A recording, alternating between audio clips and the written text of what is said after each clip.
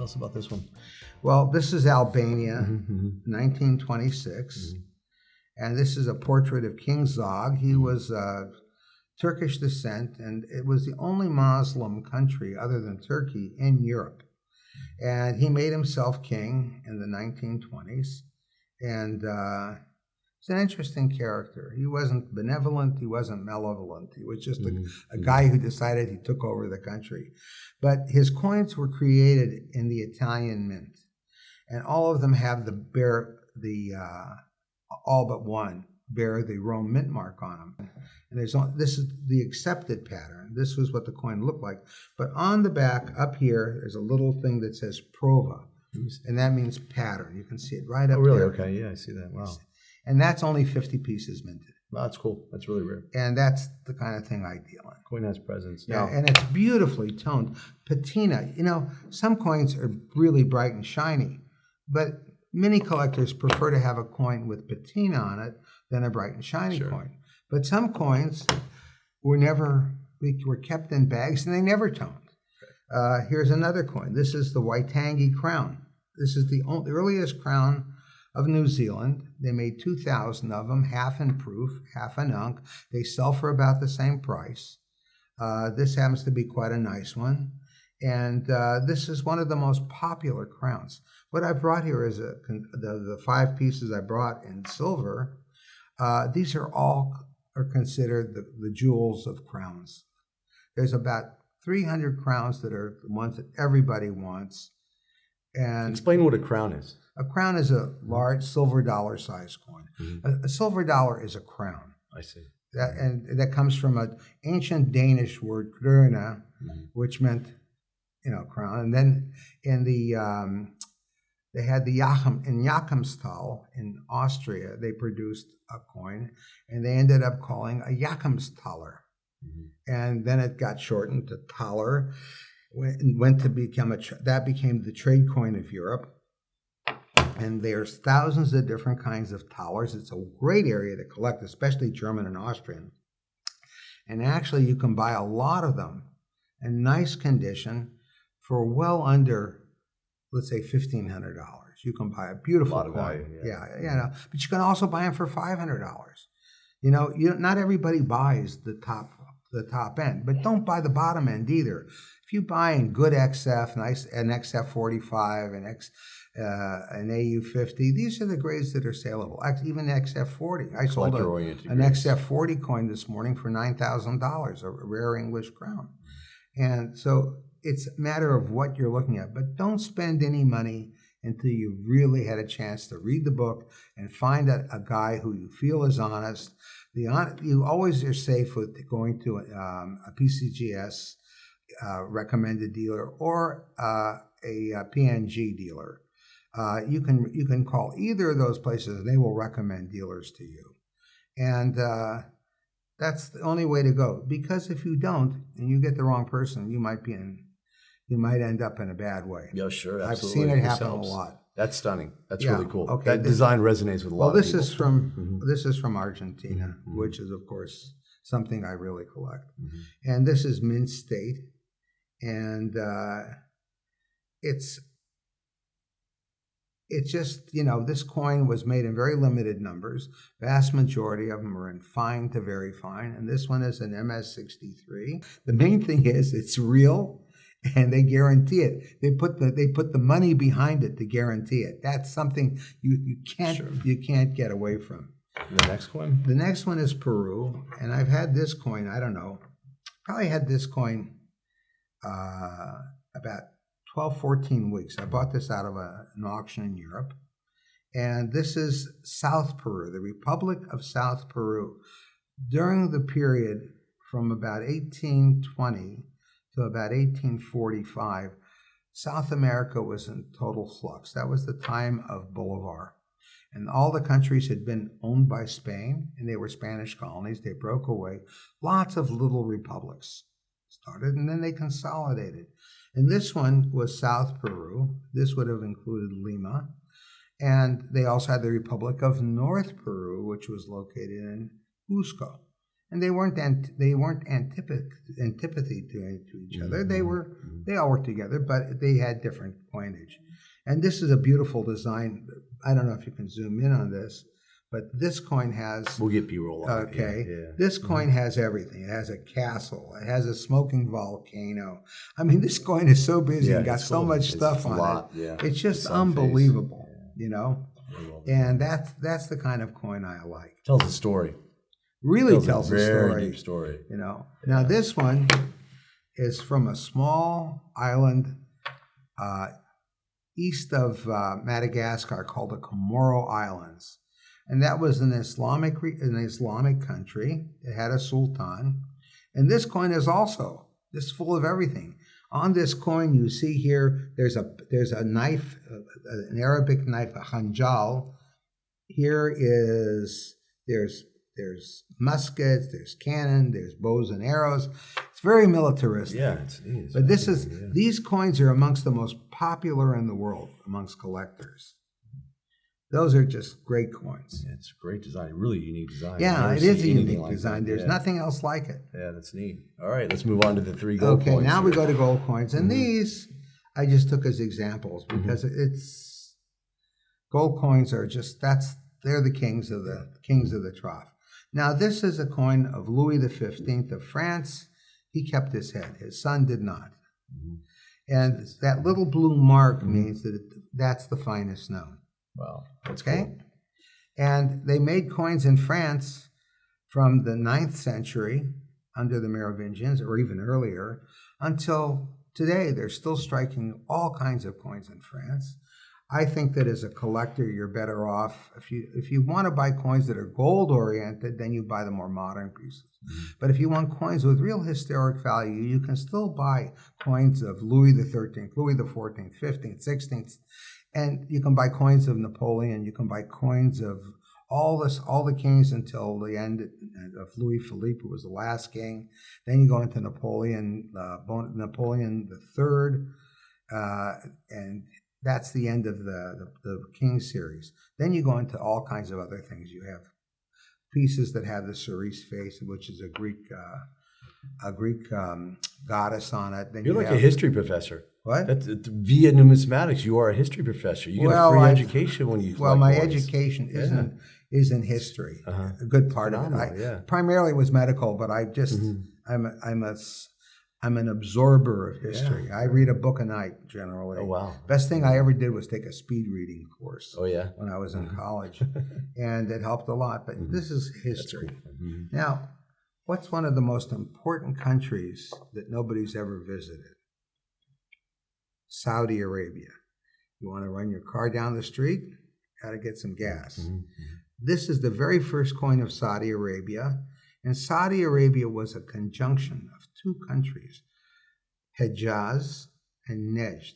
And this was when Hejaz, this was their first coin. This was done in I can't read, my eyes, my glasses. This is 1923. This is also a consensus coin. Most of these coins come in lower grades. If you can find this coin in anything better than 63, you've got a real treasure, because they just don't come nice. And this is the first coin the only coin of early Saudi Arabia. And this was a very hard coin to find. And for many years, people just sopped these up. This coin is a coin that people really, really like because it shows some history. And the United States Mint also produced coins for Saudi Arabia. They produced them in 2 denominations. They called them guineas. And what they were is the British pound was the major source of gold coins for many years, and Turkish lira, which lira means pound. And the U.S. government was buying oil from Saudi Arabia.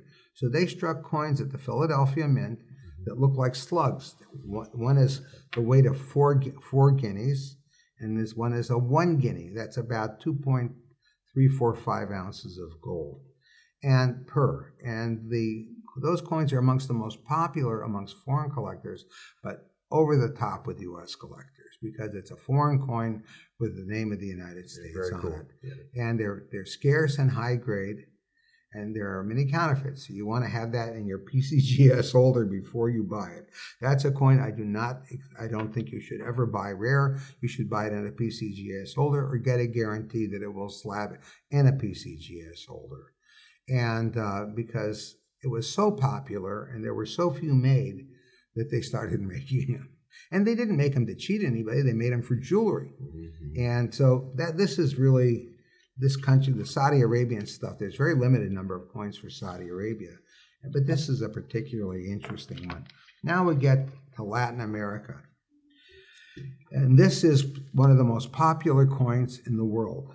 This coin is a 8 escudo gold coin. A pirate 8 escudos was what they used to call them.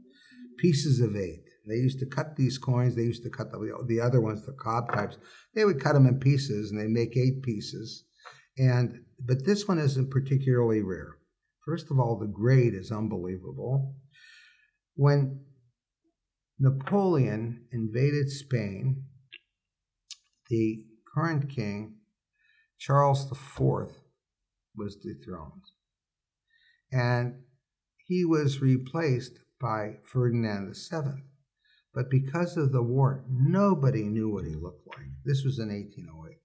Nobody knew what he looked like.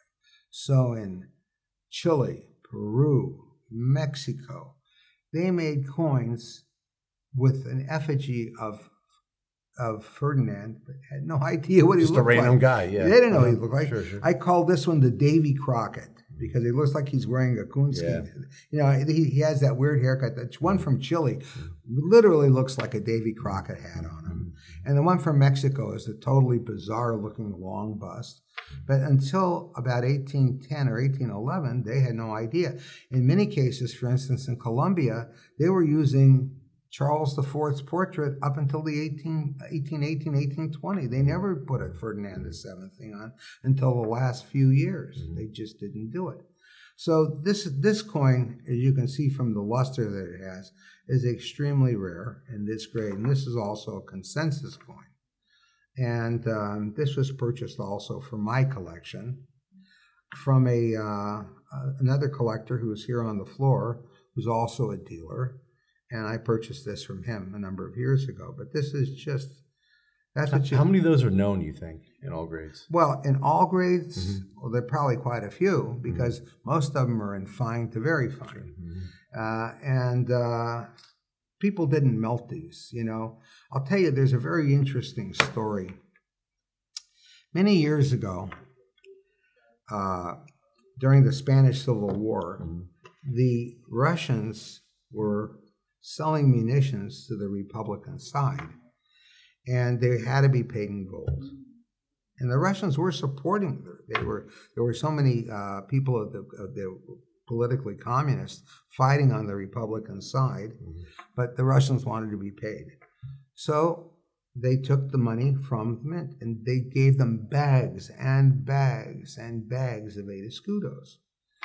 And a lot of these were melted eventually, but about 25 years ago, all of a sudden, a ton of them started showing up on the market. And there were 2 major hordes, one that came out of Venezuela and one that came out of Russia. So these coins have an interesting history of how they got around. Also, when they were building railroads, you know, the railroads were built all over Mexico, Bolivia. These are mountainous countries, and they had to build railroads to get people through them. You can't crawl over mountains up and down. You got to go through them and around them. So they would be digging, and all of a sudden they'd hit something, and out would pour a ton of gold that was hidden. As the Spanish were retreating, they were hiding it, thinking they were going to come back and get it. And one of the biggest hoards that was found was in Peru, and a guy named John Christensen found it. He bought it, and Abe Kossoff handled it. And in those days, you could buy finest looking, beautiful 8 escudos for $85 a piece. Wow, yeah. This is when gold was $35 an ounce. And that's when I started buying them.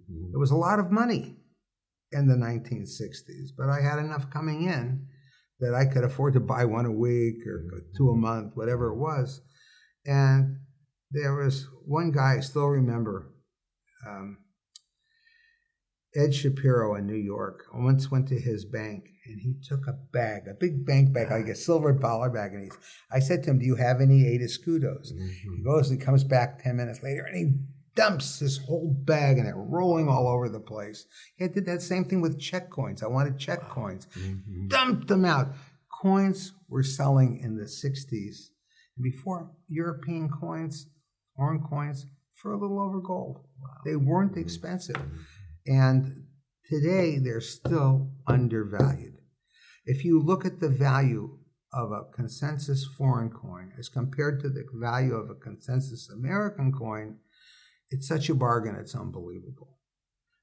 Some of the coins that are being sold in Europe now for $1 million and $2 million, they're not rare.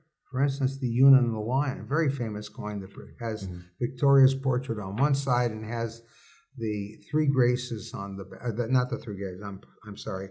It has Yuna and the Lion on it. It's a woman standing on the side of a lion, which is a statue that's right in front of the palace in Buckingham Palace. And that was produced from 1839 until the 1880s. If you went to the mint, they would make you one. Really? But they originally came out in the 1839 proof sets. And they're just wonderful looking coins. And they've been selling, one just sold for over $1 million. Yeah, it was like $2 million, wasn't it? Yeah, when I started, I bought one at a Los Angeles coin show from a U.S. dealer named Fred Sweeney, the one I have now, $2,900. Wow. And that was a stretch in 1967 or 68. Yeah. And but if you buy with your eye, if you buy something that's truly beautiful, has some history with it, and another way, I'll tell you the truth, America is the most polyglot country in the world, and many of the European countries are very polyglot now. If your family came from Germany, came from Russia, came from Hungary, came from Japan, came from China, collect those coins. They have history. They're part of your soul. And there's a lot of angles and twists to collect coins, for sure. A million different ways. And there's no way of telling. Some people collect coins with animals on them. Yeah. And that can get very costly. I had a very, very important client whose voice is probably the most recognizable voice in the United States, especially if you ever heard CNN. This is the voice of CNN. Sure, yeah. This man collected 1931, and he collected Thunderbirds. His totem was a Thunderbird, as you ever hear it. Anything that looked like an eagle or a Thunderbird or had a bird on it, he would buy. Any coin dated 1931, he would buy.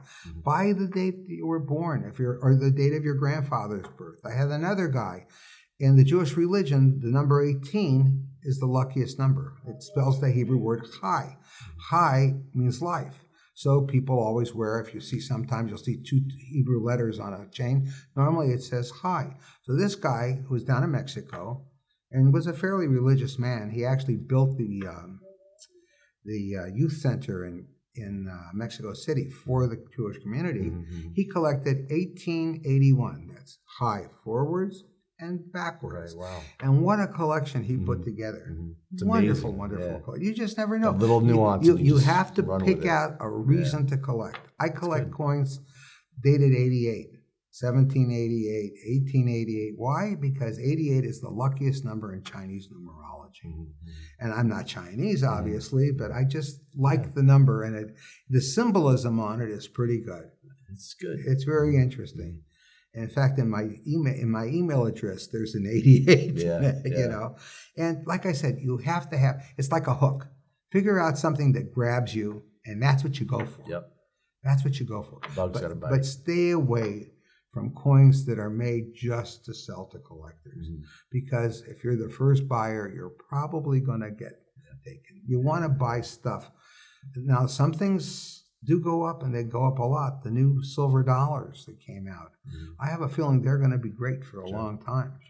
But there are other things that, just keep an open mind. That's the big thing. Keep an open mind, and like you said, pursue it with your eye. The new CC dollar that was just minted, and I've seen stacks of them. At one particular guy nearby here, it's got stacks of them, and in PCGS holders. I mean, boxes full of them, and can't keep them in. They just keep going because people want a new silver dollar. It's true. that they really want it. And it looks just like a regular silver dollar. Mark, this is a lot of fun. You gave some very, very good advice for collectors. And I think a lot of collectors out there should watch this a couple times. Because not only did you get a history lesson on foreign coins, but you have a great approach on how to collect and view world coins in general. Which is if good. you really become a numismatist, you have to know about what you're collecting. And if you have no feeling for it, you're just filling holes in a book, that's fine. But that's for kids collecting pennies. If you're a real numismatist, you're going to be looking at quality. You're going to be looking at variety. You're going to be looking at dates. You're going to be looking at a lot of things. And I really do suggest that you start with something that has more than just its intrinsic value. Buy something with some history. Those new silver dollars have a lot of history. All of these coins, there's history behind every single one of them. And in foreign coins, there's such an enormous variety to collect. The thing I really suggest, though, is to stay with coins that are early 20th and before, early 20th century and before. That's where you're going to make your most money in the long run because it's an investment. You must look at it as a collection, but you have to think if you're really putting a lot of funds into it, you have to be careful what you're buying. Again, that's why you want to have it in a slab, and that's why you want to buy something that's beautiful, and you want to buy something that has history to it. Because if you like it because of its history, there'll be somebody else that does too. Yeah, that's good. Well, thanks for being on the pleasure. show. Yeah, of course. I hope your podcasts are very successful. Okay. All right. Well, thank you. Thank you. Okay, guys.